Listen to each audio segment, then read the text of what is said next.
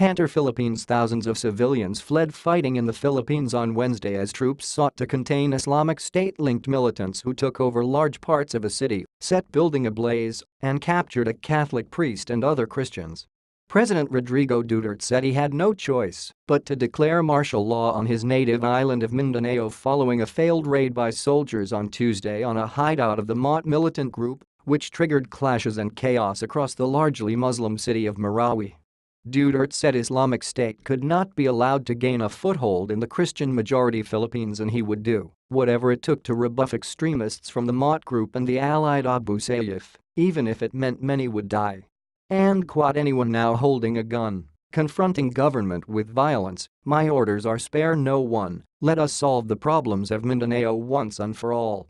Do not force my hands into it, end quote, said Duterte, who cut short his visit to Russia to return to Manila. And quote, if I think you should die, you will die. If you fight us, you will die. If THERE and oppose an open defiance, you will die, and if it means many people dying, so be it.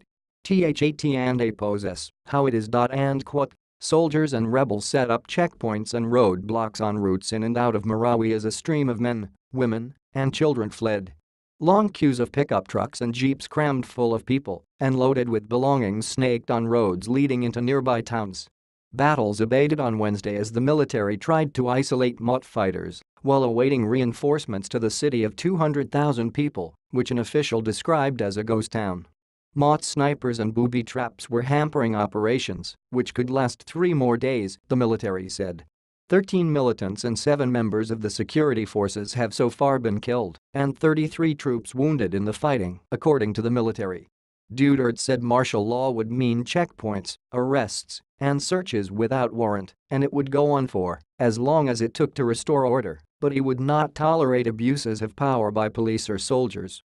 He said he would consider some legal measures in the central Visayas region next to Mindanao to facilitate arrests and might even declare martial law nationwide if he felt extremists had proliferated. He was also furious that the MOT group had hoisted the flag of Islamic State. And quote, I made a projection, not a prediction, that one of these days the hardest things to deal with would be the arrival of ISIS in our country, end quote, Duterte said, referring to Islamic State. And quote, the government must put an end to this. I cannot gamble with ISIS because they are everywhere. And quote, the military has not explained how the raid on an apartment hideout went so badly wrong and resulted in MOT gunmen going on the rampage and taking over roads, bridges, buildings and a hospital. Duterte said he had heard reports that a police chief in Marawi may have been beheaded by the MOT. The armed forces said it was on top of the situation, but residents who fled told a different story. And quote, the city is still under the control of the armed group. They are all over the main roads and 2 bridges leading to Marawi, and quote, student Rabani Modem told Reuters in Pantertown, about 16 kilometers, 10 miles, from Marawi.